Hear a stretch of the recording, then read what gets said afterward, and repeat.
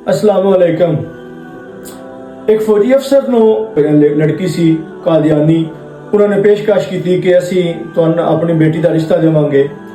फौजी साहब ने यह शर्त रखी कि मैं कादियानियत नहीं कबूल करांगा, मैं क्या कादियानी कभी भी नहीं होवांगा और तुसी मेरे नाल दीन दी कभी भी मैंने तबलीग नहीं कर सकते। उन्होंने कहा कि बिल्कुल ठीक है, असी सिर्फ तुहाडे नाल रिश्तेदारी बनाना चाहते हैं, ना कि तुहानू असी कादियानी करना चाहते हैं। फौजी साहब ने शरत उन्हें सुन के और उन्होंने आपस में रिश्ता हो गया। फौजी साहब ने लड़की जी सी कादियानी उहदे नाल शादी कर ली। वो कुछ अरसे तो बाद आहिस्ता आहिस्ता फौजी साहब अपना दीन की तबलीग करते रहे। फौजी साहब का क्योंकि उन्होंने मुआहदा सी, खुली डुली गल नहीं सी कर सकते। एक कोई उन्होंने प्रोग्राम दे विच उन्होंने कोई उलमा आए सन कादियानियत दे, कादियानी सी, उन्होंने जनाब फौजी साहब ने कहा कि असी तुहानू इस चीज़ नाल तबलीग तो नहीं कर सकते, ना असी कह सकते कि तुसी कादियानियत कबूल करो, लेकिन असी राय देवांगे कि तुसी इस चीज़ का इस्तिखारा कर लवो। अगर इस्तिखारे दे विच तुहानू नजर आ गया तो मिर्जा कादियानी ठीक है, तो फिर तुसी कबूल कर लिया। उन्होंने भी शैतान ने बरगला लिया। फौजी सन माशाल्लाह पढ़े सन, लेकिन शैतान ने उन्होंने बरगलाया। उन्होंने सोचा कि चलो मैं इस्तिखारा करांगा। रात को फौजी साहब ने इस्तिखारा किया और सौ गए ने। उस तो बाद रात को उन्होंने ख्वाब दे विच नजर आया कि मिर्जा कादियानी ठीक है और वो अपनी कादियानियत की तबलीग करता पिया।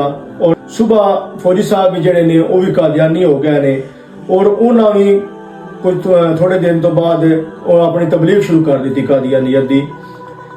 जेड़े मुसलमान उलमा ने उन्होंने कहा कि फौजी साहब तुसी मतलब इतने पढ़े लिखे किहड़े काम लग पे हो। फौजी साहब उन्होंने बजाय दलीलों के फौजी साहब कहने कि मैं इस्तिखारे दे नाल इन्हां दे मजहब विच आया, ना कि इन्हां मैनूं जबरदस्ती की मेरे नाल। मैं इस्तिखारा किया। कुछ अरसे तो बाद साडे उलमा सन मौलाना यूसुफ लुधियानवी साहब एक जगह ते वो इकट्ठे हुए ने और उन्होंने तबलीग की। जिस तरह फौजी साहब नो फौजी साहब आखते हैं जी मैं यूसुफ साहब कभी भी नाउज़ुबिल्लाह मैं नहीं कर सकता, लेकिन मैं इस्तिखारा किया। उन्होंने एक आलम सन, उन्होंने कहा कि फौजी साहब तुहाडी गल सरासर गलत है। अगर तुसी इस्तिखारा किया उस तो पहला ही तुसी काफर हो चुके सो। इस्तिखारा उस टाइम करीदा है या हजूर पाक दे बराबर तुसी उन्होंने खड़ा किया ते तुसी काफर हो गए हो। क्या मिर्जा कादियानी और हजूर पाक सल्लल्लाहु अलैहि वसल्लम इस्तगफार एक हो सकते हैं, या इन्हां दे विच इस्तिखारे दा कोई है अमल दखल कि इस्तिखारा होवे और इन्हां दे लेवल ते आ जाण। तुसी उस तो पहले शैतान ने तुहानू बरगला लिया। ये तुहाडीआं दलीलां बिल्कुल सरासर झूठियां ने कि तुसी एक गैर मुस्लिम हो गए हो। तुहानू अल्लाह पाक अपनी हिदायत विच ले आवे और तुसी मुसलमान हो जाओ।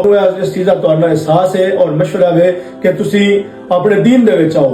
तुसी नाउज़ुबिल्लाह किहड़े काम लग पे हो। मिर्जा एक कादियानी है और तुसी कफर हो गए मुसलमान तो। और फौजी साहब नो बिल्कुल उन्होंने अखां खुल गई, मैं की कर बैठा।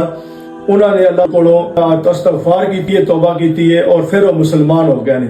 मिर्जा कादियानी और जिहड़े कादियानियत ने ये बहुत लानती ने। ये किसी बंदे नूं भी बरगलाने तो किसी बड़े तो बड़े मुसलमान नूं भी ये नहीं जाते हैं। कोशिश करो कि इन्हां दी गल भी ना सुनो। तुसीं मेरा पैगाम है यंग जनरेशन वास्ते, अपने मुसलमानों वास्ते कि तुसीं इन्हां दी गल्लां विच ही ना आओ।